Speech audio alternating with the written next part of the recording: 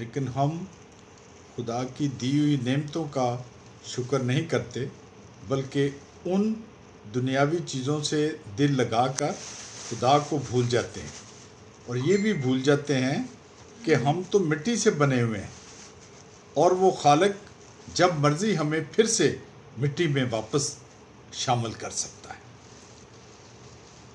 ہم دیکھیں گے کہ خدا یسایہ نبی کی معرفت اپنے لوگوں کو اس سلسلہ میں کیا فرماتا ہے۔ یسایہ 51 باب اس کی پہلی آیت: اے لوگو جو صداقت کی پیروی کرتے ہو اور خداوند کے جو یہاں ہو، میری سنو۔ اس چٹان پر جس سے تم کاٹے گئے ہو اور اس گڑھے کے سوراخ پر جہاں سے تم کھودے گئے ہو نظر کرو۔ اب یہ ہم دیکھیں گے کہ یہ جو گڑھے کا سوراخ جس کا یہ بائبل میں ذکر ہے، یہ کیا ہے۔ اس کے لیے ہم پیدائش کی کتاب اس کا 2 باب اور 7 آیت پڑھیں گے۔ اور خداوند خدا نے زمین کی مٹی سے انسان کو بنایا اور اس کے نتنوں میں زندگی کا دم پھونکا تو انسان جیتی جان ہوا۔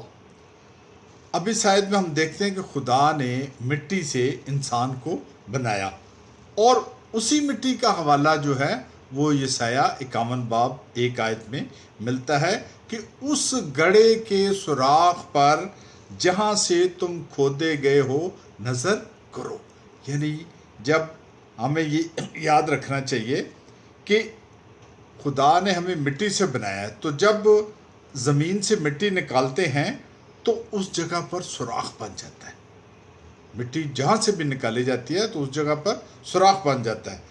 اور اگر ہم دیکھیں تو جب آدمی کو دفنایا جاتا ہے تو وہ بھی زمین کو کھود کر گڑھا بنایا جاتا ہے، 6 فٹ کا یا 7 فٹ کا گڑھا بنایا جاتا ہے، اور پھر اس میں آدمی کی باڈی کو ڈال دیا جاتا ہے۔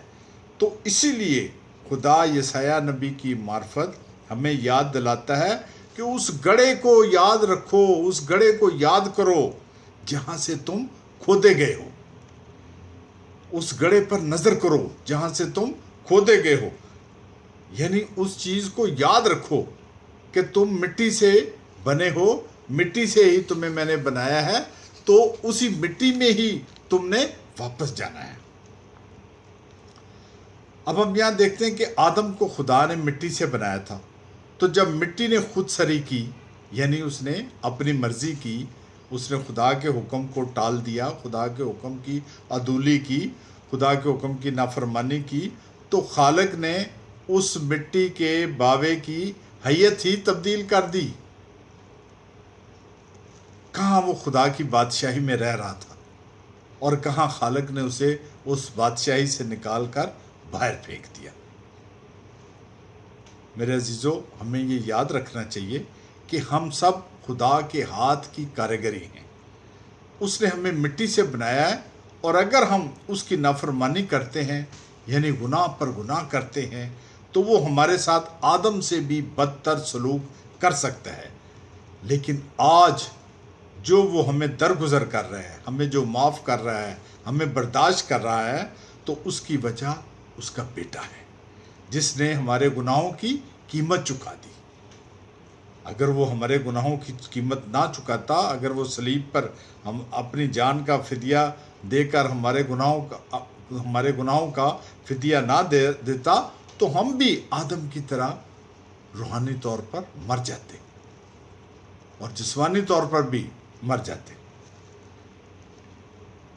لیکن اگر ہم گناہ کرتے ہیں تو یہ یاد رکھنا چاہیے کہ ہم اس کی قربانی کو زائل کرتے ہیں، مسیح کی قربانی کو زائل کرتے ہیں۔ ہم دیکھیں گے عبرانیوں 10 باب کی 26 آیت، وہاں لکھا ہے کیونکہ حق کی پہچان حاصل کرنے کے بعد اگر ہم جان بوجھ کر گناہ کریں تو گناہوں کی کوئی اور قربانی باقی نہیں رہی۔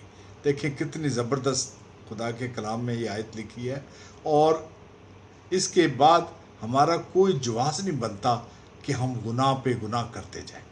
لکھا ہے اگر ہم جان بوجھ کر گناہ کریں تو گناہوں کی کوئی اور قربانی باقی نہیں رہی، یعنی مسیح کی قربانی کے بعد پھر اور قربانی نہیں ہے جو ہمیں گناہوں سے معافی دلا سکے۔ آپ سب نے پڑھا ہوگا، خدا کے کلام میں لکھا ہے کہ گناہ کی مزدوری موت ہے۔ جب ہم گناہ کی زندگی گزاریں گے تو اس کا انجام ہلاکت ہے، لیکن خدا کسی کی ہلاکت نہیں چاہتا۔ خدا چاہتا ہے کہ ہر شخص کی توبہ تک نوبت پہنچے۔ مسیح نے جب منادی شروع کی تو اس نے اسی بات سے کی کہ ہم اپنے گناہوں سے توبہ کریں تاکہ ہلاک نہ ہوں بلکہ ہمیشہ کی زندگی پائیں۔